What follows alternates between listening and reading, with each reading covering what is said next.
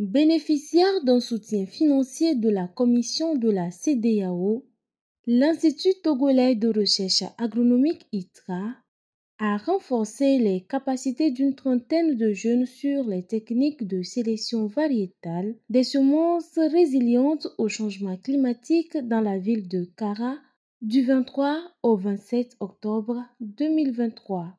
Au niveau de la sous-région, la population est majoritairement jeune et cette jeunesse est confrontée au problème d'employabilité, ce qui conduit à l'immigration avec toutes les conséquences qui en découlent. Et donc, dans la stratégie de développer ou d'insuffler l'employabilité des jeunes, qui entre aussi dans le cadre de la vision que le président de la République a en train d'insuffler, la CEDEAO a initié une stratégie d'employabilité, surtout dans le domaine agricole.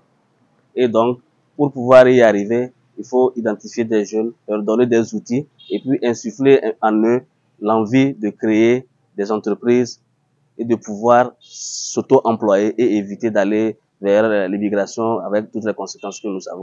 C'est donc avec plaisir que les formateurs experts de l'ITRA ont partagé leur savoir-faire et leur expérience avec les jeunes chercheurs et entrepreneurs du monde agricole venus des 5 régions économiques du Togo, déterminés à apprendre pour mieux contribuer à une agriculture durable. Pour cette formation, d'abord un appel à candidature a été lancé au niveau des différentes structures de formation, notamment les universités, les écoles de formation comme l'ISMA, comme l'INFA de Tové, et aussi dans les structures comme ONG et autres qui accompagnent les producteurs pour pouvoir identifier des jeunes dont le profil répond un peu à cette formation. Et aujourd'hui, on a des jeunes qui sont des techniciens agricoles, on a également des animateurs d'ONG et aussi des jeunes entrepreneurs dans le secteur agricole qui ont bénéficié de cette formation. Donc vous voyez que c'est carrément tout un panel de jeunes et à l'issue de la formation, si vraiment c'est mis en application, on est sûr qu'on a déjà fait un bon parcours sur la chaîne de distribution des intrants agricoles. De la théorie à la pratique, les participants ont été outillés pour servir de relais entre les structures de recherche et les agriculteurs à travers la création de leurs propres entreprises et la mise à disposition des utilisateurs des intrants agricoles, notamment les semences répondant au contexte de changement climatique.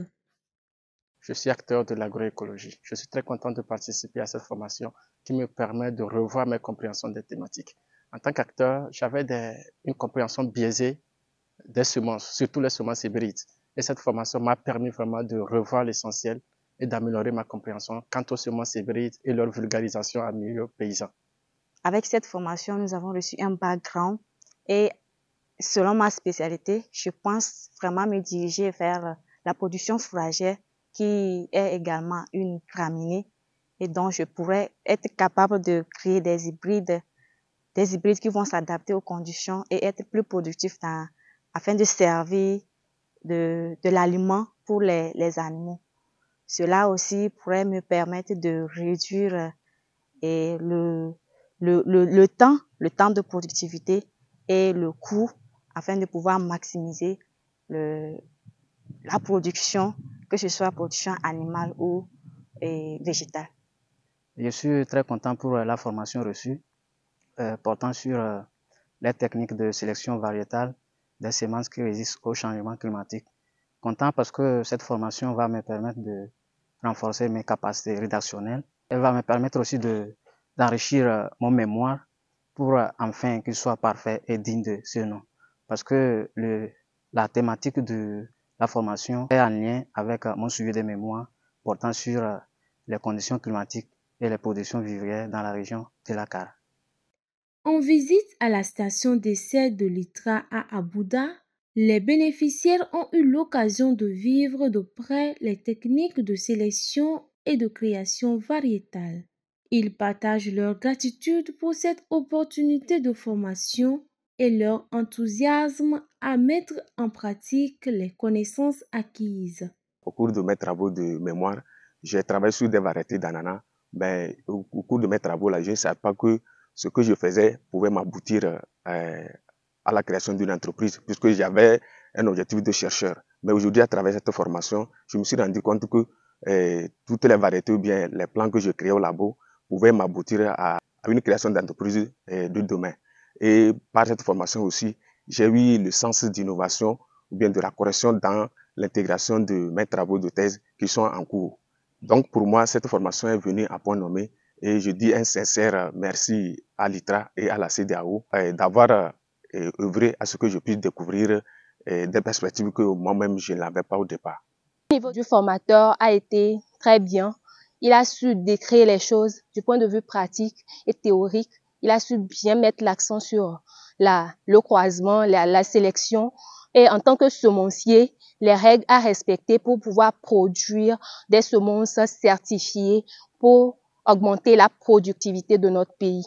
Je m'en vais par là pour remercier les organisateurs de cette formation pour tout ce qu'ils ont fait. Un grand merci à la CEDEAO qui ne cesse de penser à la jeunesse et nous espérons que d'autres projets plus grands que celui-ci reviendront à point nommé.